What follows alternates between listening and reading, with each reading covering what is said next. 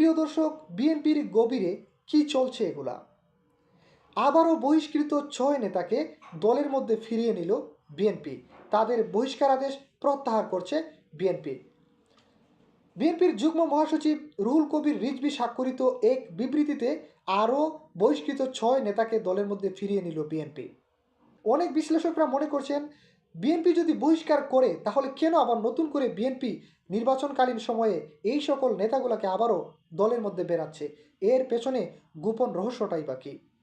BNP আসলে কি চাচ্ছে? প্রিয় দর্শক, পুরো ভিডিও জুড়ে আমাদের সাথেই থাকুন।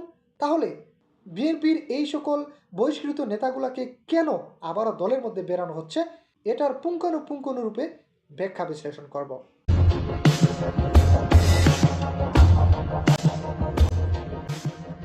দর্শক, প্রথমত যে সকল কারণে বিএনপির বহিষ্কৃত নেতাগুলোকে আবারও দলের মধ্যে বেরানো হচ্ছে, তার মধ্যে প্রথম কারণ হচ্ছে মাঠ পর্যায়ের শক্তি ফেরত পাওয়া।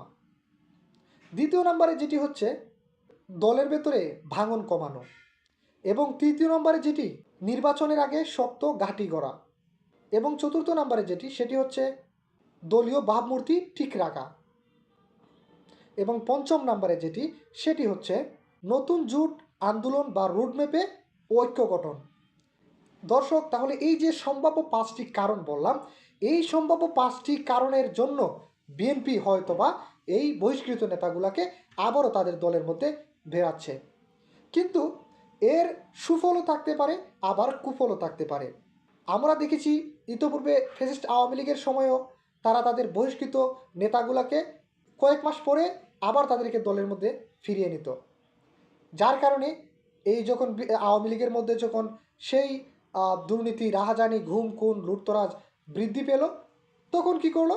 আস্তে আস্তে জনরোষের শিকারে পড়লো এই আওয়ামী লীগ। তাহলে আমাদের বিএনপি কি সেই পথেই হাঁটছে?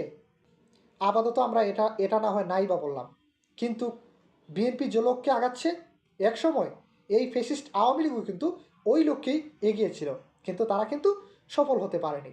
এখন আমরা যদি অঙ্ক মিলাই, তাহলে আমরা কিভাবে আশা করব যে বিএনপি তাদের সেই বহিষ্কৃত নেতাগুলোকে আবার দলের মধ্যে ফিরিয়ে নিয়ে দলের মধ্যে একটা সফলতার দিকে দলকে নিয়ে যাবে? যার যার নেতৃত্ব, যার যার দল সেটা বুঝে নেবে, বাছাই করবে, এটাই হচ্ছে প্রতিটা দলের স্বাধীনতা। এখন বিষয়টা হচ্ছে কোন দল তার দলটাকে সুন্দর সুশৃঙ্খলভাবে পরিচালনা করবে, সেটা সেই দলের নীতি নির্ধারক যে মণ্ডলীরা রয়েছেন তাদের বুদ্ধিমত্তা, প্রজ্ঞা, অভিজ্ঞতার উপর নির্ভর করবে। আর তাদের এই বুদ্ধিমত্তা, প্রজ্ঞা, অভিজ্ঞতার আলোকেই কিন্তু তাদের দলগুলা আগামী দিনে নির্বাচিত হবে অথবা সামনের দিকে এগিয়ে যাবে।